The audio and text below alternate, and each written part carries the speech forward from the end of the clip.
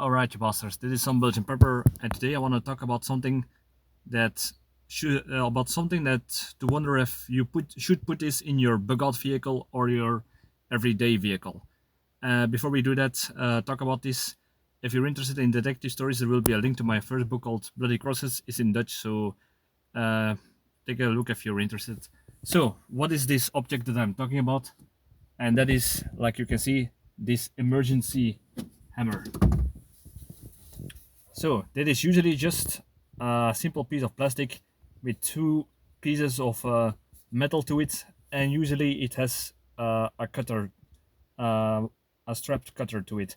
So why would you need this in your how do you say this, in your bug-out vehicle or your everyday vehicle? Well, depends, to be honest. It depends on your surrounding, your situations.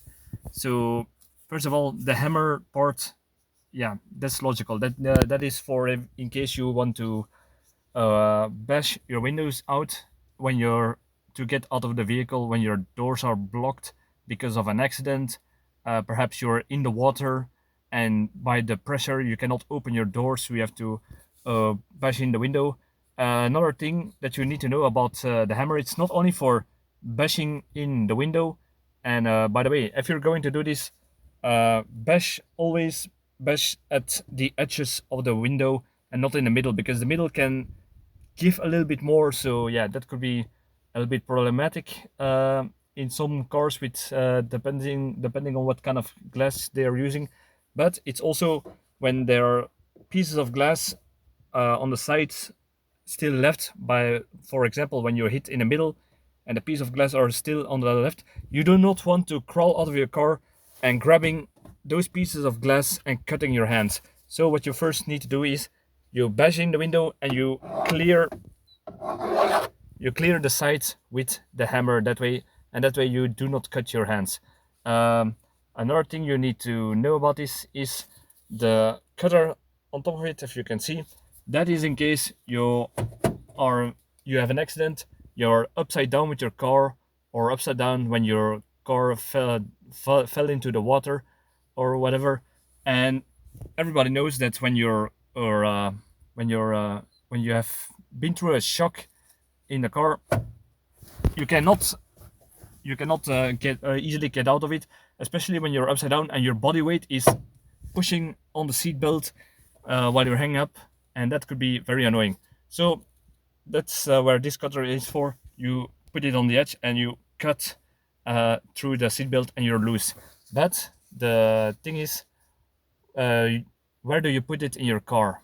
Because yeah, as you can see, this is just a normal car and it has not many options to put it. So what did I do? I just put it right here, uh, right here, because nobody ever uses this part. And why? Because when I'm sitting in the car, it has to be in reach of my hands, even when I'm upside down, hanging on my seatbelt to the side, or upside down after an accident or something. It needs to be in reach of my hands directly to take it. Why did I took one in my car anyway? First of all, I was of the opinion I always have my multi-tool with me. I can use that to break open the window or cut the seatbelt.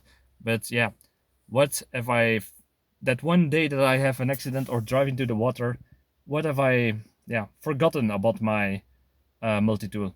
Or in our case, when my partner is driving my car and she has an accident or whatever, and she never has a multi-tool, so it's handy that she knows that it's right there for anyone who is actually driving this car. So that could be handy. And another reason is because some people say, why don't you keep it in your glove compartment or next to the side of the car, like you can see? Because if you are in an accident, G forces are very fast, very high, and everything flies around.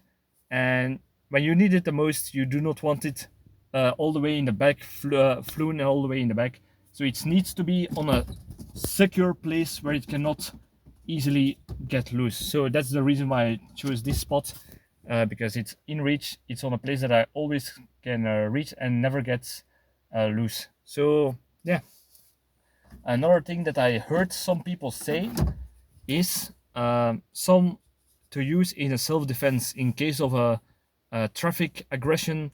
I heard some people say that you can use it to hit when you hit somebody on the temple as a force multiplier, or when it's heavy enough to use it as an improvised weapon as a hammer. But to be honest, it's too much of a plastic thing, too light and too small to use as a self defense.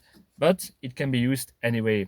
But in this case, I would say it's not worth it that way. But yeah, in what cases would you use this actually? Many people would ask. So they would say, if I have a car accident, I would automatically just the windows should be broken anyway because it's safety glass, so I should not need a hammer. But I've been changing of the opinion because, like I said, if you're in an accident, your doors has been badged in. You cannot get out of those.